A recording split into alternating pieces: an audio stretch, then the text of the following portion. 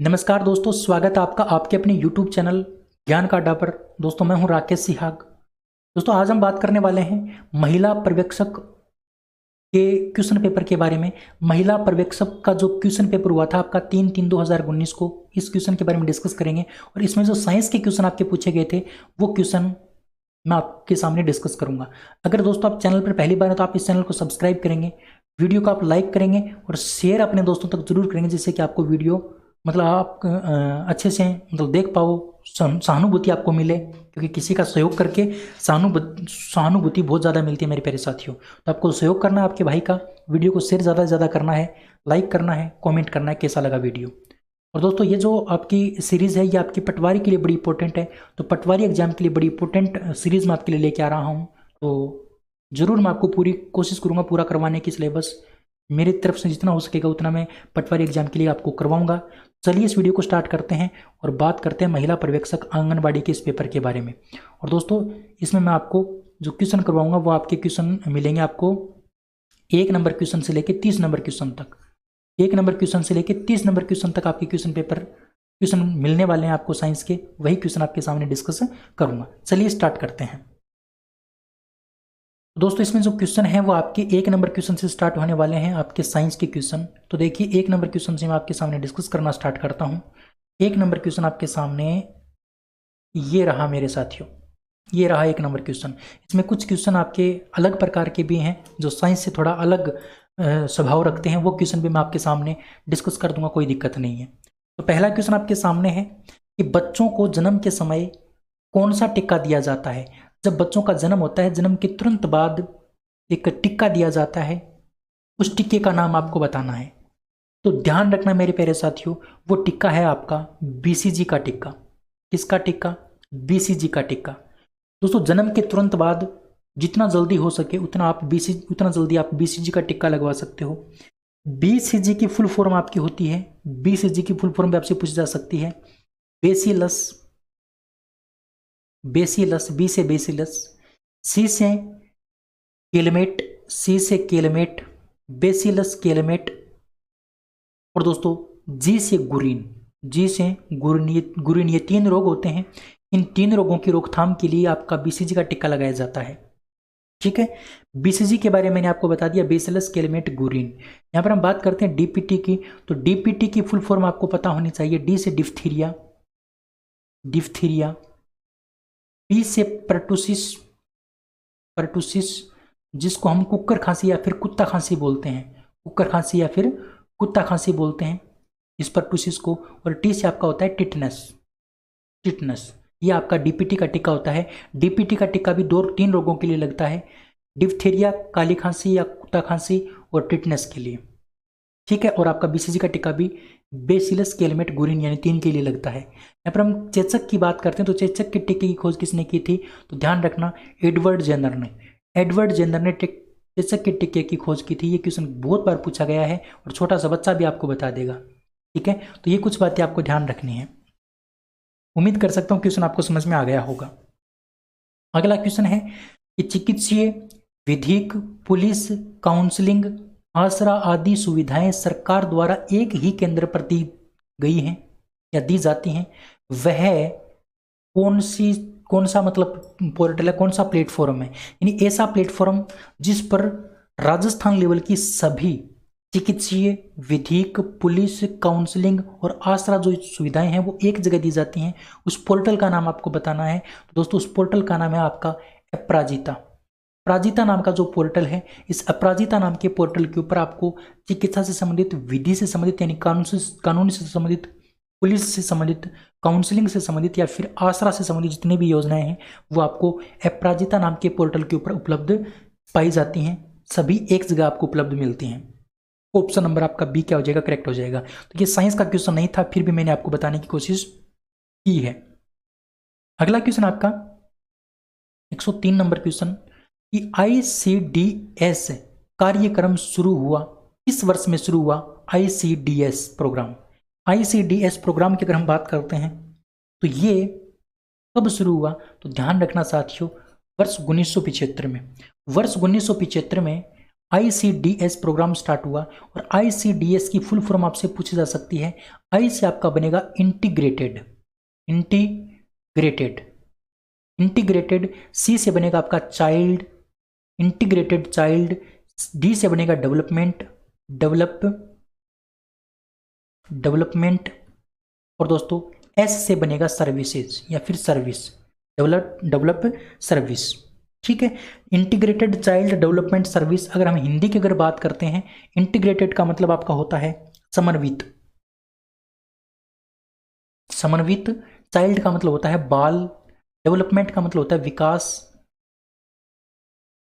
Development का मतलब विकास होता है, और दोस्तों सर्विस का मतलब होता है योजना, समन्वित बाल विकास योजना।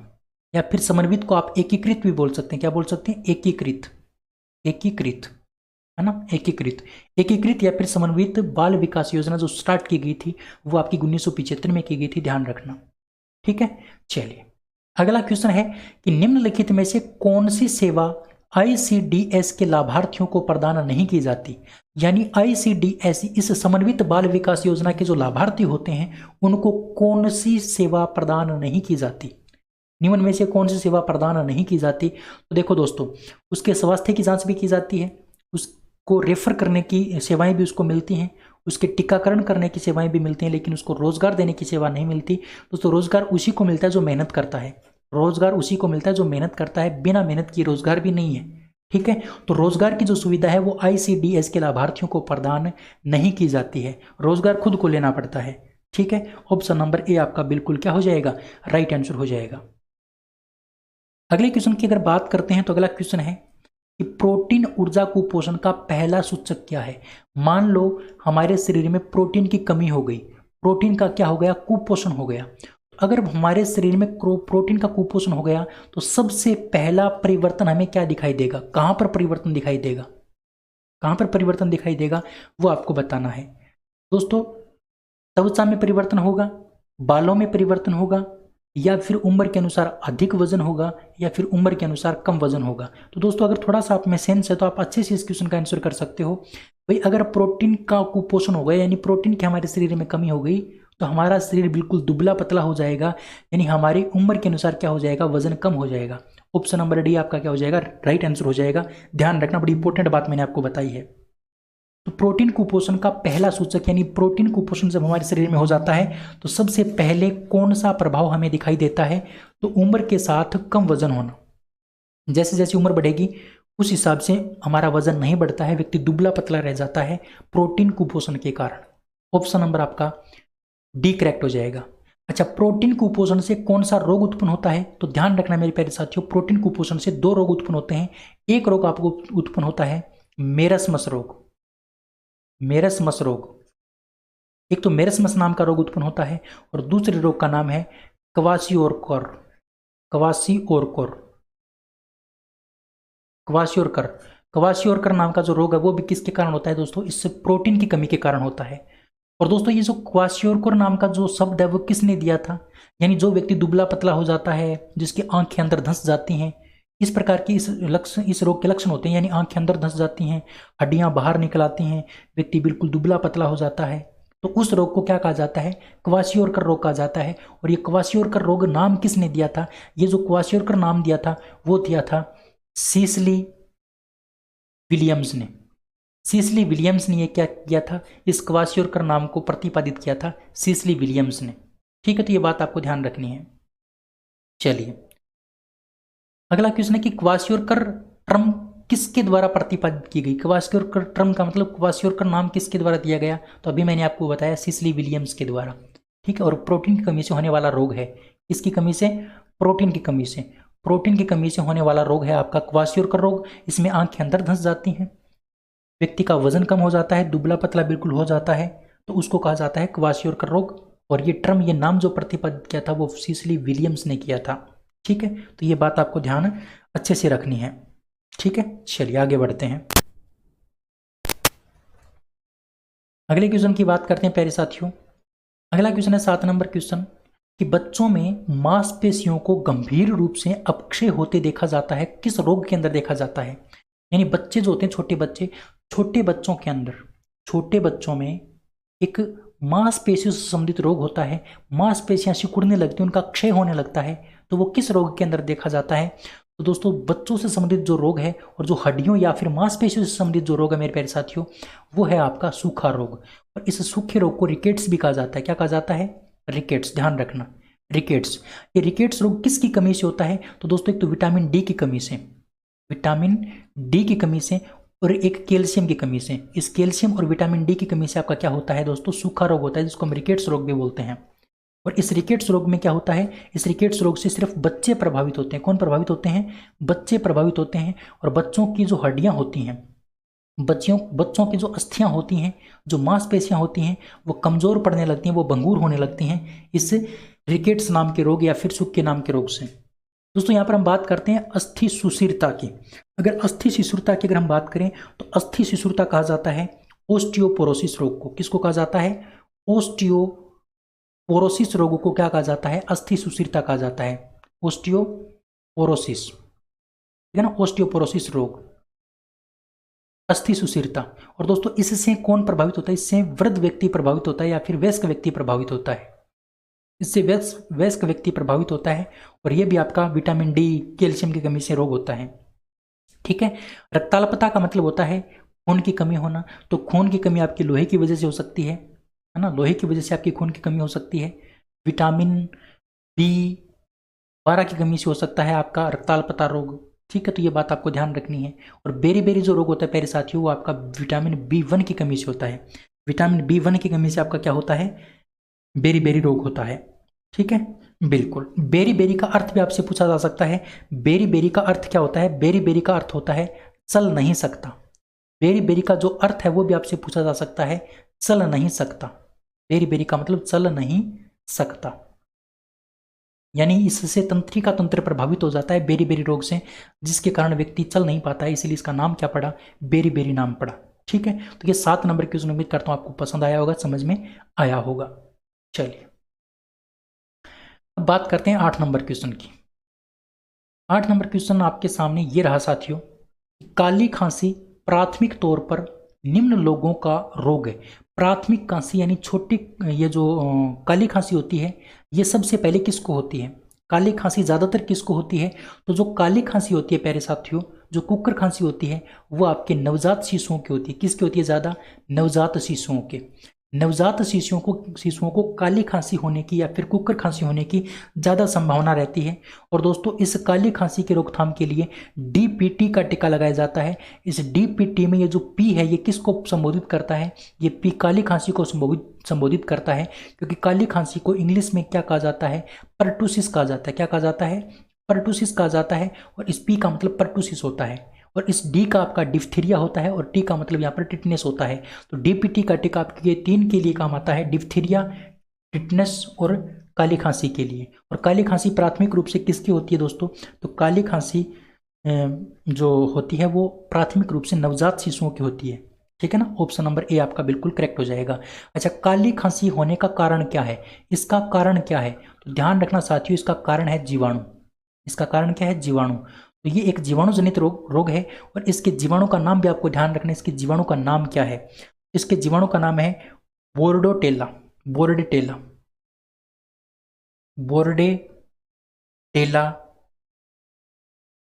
पर्टूसिस। बोर्डेटेला पर्ट्यूसिस, नीचे लिख देता हूँ पर्ट्यूसिस। तो बोर्डेटेला पर्ट्यूसिस इसका क्या है? रासायनिक जीवाणु का नाम है, जो आपको ध्यान रखना है। उम्मीद कर सकता हूँ क्वेश्चन आपको समझ में आया होगा, काली खांसी के बारे में या फिर पर्ट्यूसिस के बारे में, जो नवजात शिशुओं की ज़्यादा होती है। चलिए अगला क्वेश्चन है 9 नंबर क्वेश्चन, इनमें से कौन सा एक संक्रामक रोग है? संक्रामक रोग यानी जो फैलता है, एक व्यक्ति से दूसरे व्यक्ति में फैलता है, वो कौन सा रोग है? भाई उक्त रक्तचाप का मतलब बीपी हाई। मेरी बीपी हाई है तो मेरे पास में बैठा उसकी बीपी हाई होना जरूरी नहीं है। भाई मेरे से बीपी हाई का रोग दूसरे में नहीं जाएगा, तो ये आपका संक्रामक रोग नहीं है। कैंसर संक्रामक रोग नहीं है। अगर मेरे कैंसर है तो मेरे पास में कोई बैठा है तो उसके क्या नहीं होगा? कैंसर नहीं होगा। और दोस्तों ये जो मधुमेह है ना, मधुमेह है, डायबिटीज, ये भी क्या नहीं है? शुगर की जो बीमारी होती है वो भी आपका संक्रामक रोग नहीं है, फैलने वाला रोग नहीं है। लेकिन तपेदिक यानी जो टिब्बी होता है प्यारे साथियों, ये एक फैलने वाला रोग होता है, संक्रामक रोग होता है। क्योंकि टिब्बी में क्या होता है? खांसी आती है और खांसी के माध्यम से टीबी का जीवाणु क्या हो जाता है, दूसरे व्यक्ति के शरीर में जा सकता है। इसलिए तपेदिक नाम की जो बीमारी है वो आपकी एक संक्रामक बीमारी है, ये एक संक्रामक रोग है। यहाँ पर हम बात करते हैं टीबी की, तो दोस्तों एक जीवाणु के कारण फैलता है। उस जीवाणु का नाम मैंने आपको पहले भी बताया था, उस जीवाणु का नाम है माइकोबैक्टीरियम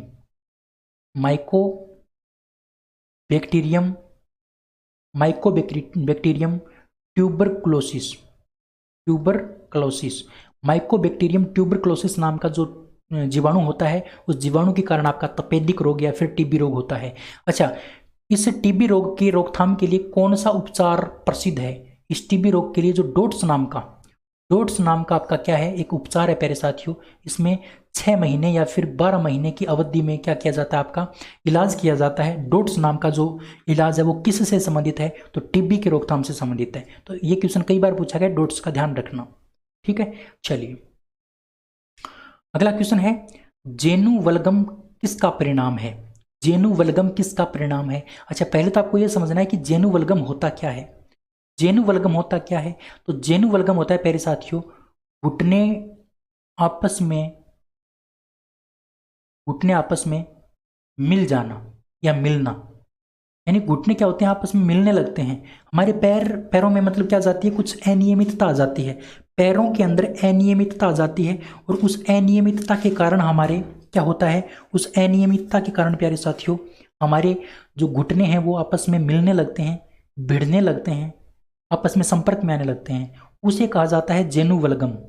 और ये जो जेनुवल्गम होता है वो किसके कारण होता है, वो हमारे घुटने जो होते हैं उसमें अनियमितता किसके कारण आती है? दोस्तों हमारे शरीर में अगर फ्लोराइड की मात्रा ज़्यादा हो जाती है, हमारे शरीर में फ्लोराइड की मात्रा ज़्यादा हो जाती है, और फ्लोराइड की मात्रा ज़्यादा होने से हमारे क्या हो जाता है प्यारे साथियों, जेनुवल्गम नाम का रोग हो जाता है, जिसमें हमारे घुटने आपस में मिलने लगते हैं फ्लोराइड की विषाक्तता के कारण। ठीक है, ध्यान रखना, उम्मीद करता हूँ बात आपको समझ में आई होगी। ठीक है, फ्लोराइड की विषाक्तता, ऑप्शन नंबर ए आपका राइट है।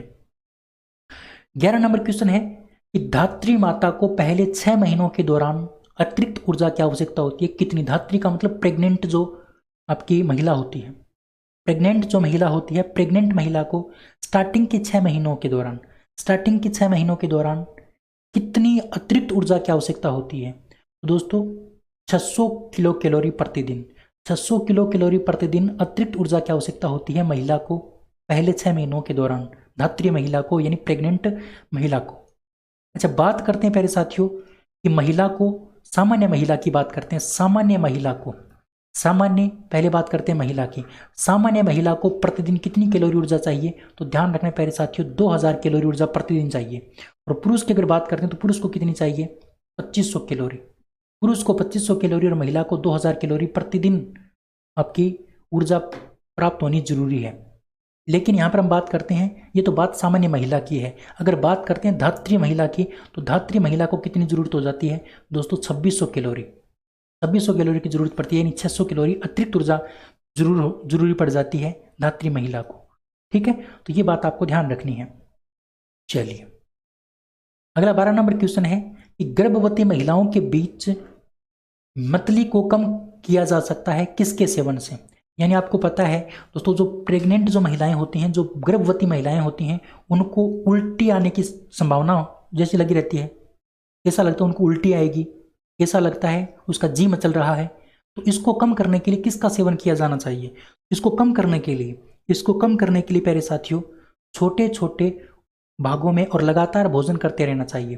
छोटे छोटे भागों में और लगातार भोजन करते रहना चाहिए, तो ही क्या किया जा सकता है, इस मतली से छुटकारा पाया जा सकता है, इसको कम किया जा सकता है।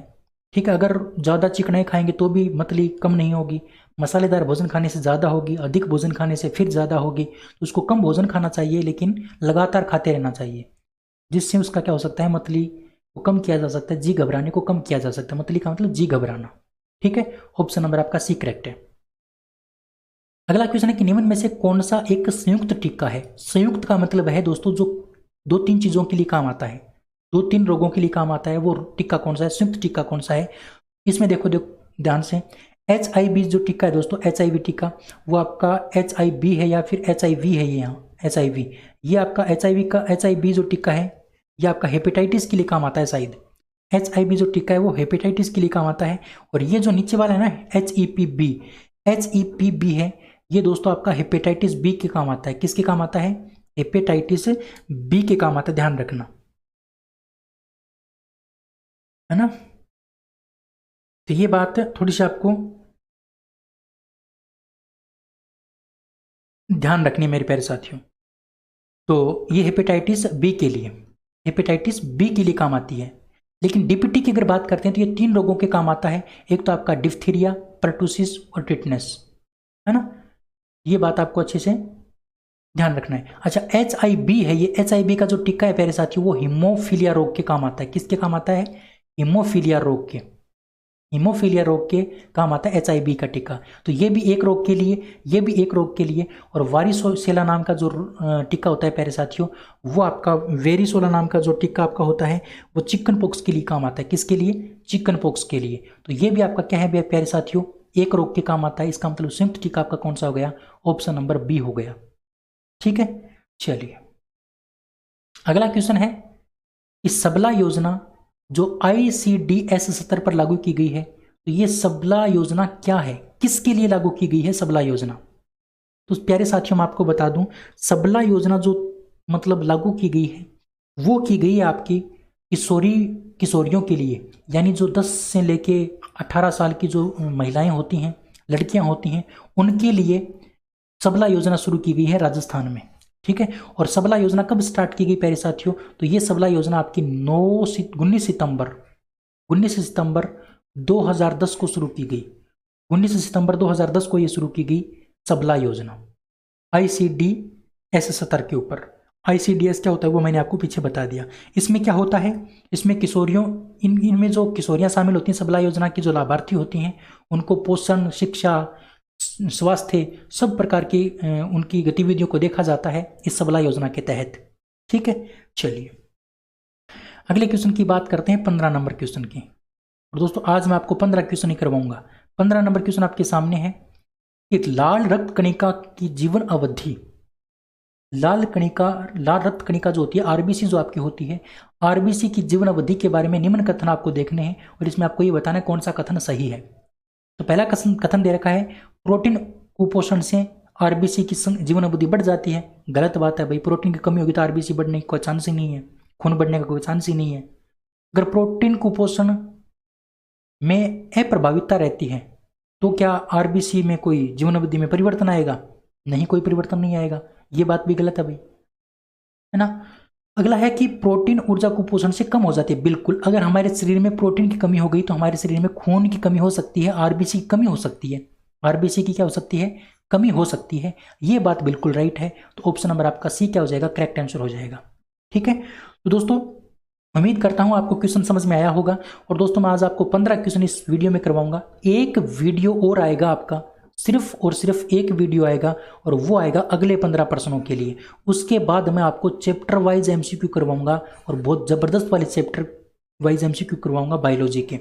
सभी को जुड़ना है, अपने दोस्तों को शेयर करना है, लाइक करना है वीडियो को और दोस्तों चैनल को सब्सक्राइब करना है। आज के इस वीडियो में इतना ही, अगले वीडियो में फिर मिलेंगे। तब तक के लिए जय हिंद, जय भारत, लव यू सभी को, thank you, bye bye, have a nice day, thank you.